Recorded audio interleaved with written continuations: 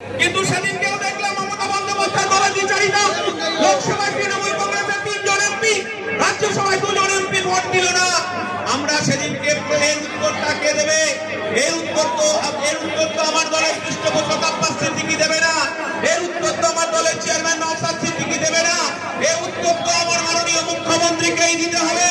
কারণ তিনি রেকর্ডে এই রাজ্যের সংখ্যালঘু মানুষকে ইনশাআল্লাহ সুবহানাল্লাহ জানালে এই রাজ্যের মুখ্যমন্ত্রী আমরা দেখেছি রাজারহাটে, যেখানে স্বপ্ননগরী বেকার যুবকের কর্মসংস্থান হওয়ার কথা ছিল, যেখানে বেকার যুবকের কাজের অধিকারের পাওয়ার কথা ছিল, যেখানে আরেকটা ইফকো হওয়ার কথা ছিল, যেখানে আরেকটা ওয়েবেল হওয়ার কথা ছিল, সেখানে আমার মুসলমান ভাইদের সম্পত্তি তারা দান করেছিল ভালো কাজের জন্য।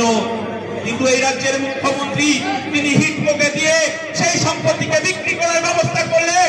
আমরা সেদিনকে রক্তদান শিবিরে বলে এসেছি রাজারহাটে ঢুকে দাঁড়িয়ে, এ সম্পত্তি মমতা বন্দ্যোপাধ্যায়কে ফেরত দিতে হবে।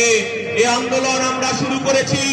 একদিকে আমরা দেখলাম বিজেপি, যখন আমরা দেখেছিলাম যে বিজেপি যে নরেন্দ্র মোদী আজকে প্রধানমন্ত্রী, সেদিনকে গুজরাট বাংলায় 4 হাত রক্তে সংখ্যালঘু ভাইদের খুনের রক্তজার হাতে হাজার হাজার বাড়িতে আগুনে জ্বালিয়ে দিয়েছিল।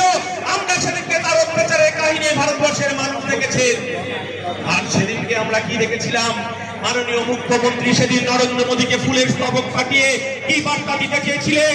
আমরা বারবার এই কথাটা বলে এসেছি যে নাগপুরের অঙ্গুলি হেলনে মাননীয় মুখ্যমন্ত্রী নাগপুরের আরএসএস তাদের কর্মসূচি ইমপ্লিমেন্ট করছে এই রাজ্যে।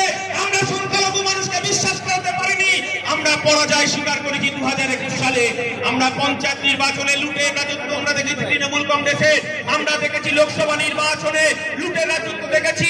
এই রাজ্যে সংখ্যালঘু মানুষকে বারবার এনআরসির ভয় দেখানো হয়েছে, এসআইআর এর ভয় দেখানো হচ্ছে, সি এর ভয় দেখানো হচ্ছে। বারবার বলা হচ্ছে বিজেপি চলে আসবে, বিজেপি চলে আসবে। যখন এই রাজ্যের মানুষ এসআইআর নিয়ে তারা আতঙ্কের মধ্যে আছে, তারা এসআইআর নিয়ে তাদের কাগজপত্র জোগাড় করতে ব্যস্ত হয়ে আছে, তখন এই রাজ্যের মাননীয় মুখ্যমন্ত্রী বিজেপি ষড়যন্ত্রের সঙ্গে এক কাঁধে কাঁধ মিলিয়ে এই রাজ্যের সংখ্যালঘু মানুষের, এই ভারতবর্ষের সংখ্যালঘু মানুষের অকাল সম্পত্তি লুট করছে।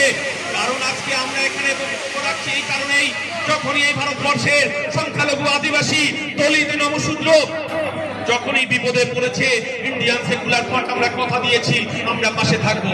আমার দলের চেয়ারম্যান, আমার দলের ভাঙড়ের বিধায়ক, আমার দলের সেনাপতি তিনি বলেছে এসআইআর নিয়ে বিচারিতা হচ্ছে। আমরা দৃঢ়তার সঙ্গে বলেছি এই এসআইআর এর মধ্য দিয়ে আমার নমশূদ্র ভাইয়ের যদি তাদের বৈধ ভোটার থাকা সত্ত্বেও যদি নাম বাদ যায়, আমার সংখ্যালঘু ভাইদের তাদের বৈধ ভোটার থাকা সত্ত্বেও যদি নাম বাদ যায়, আমরা এই লড়াই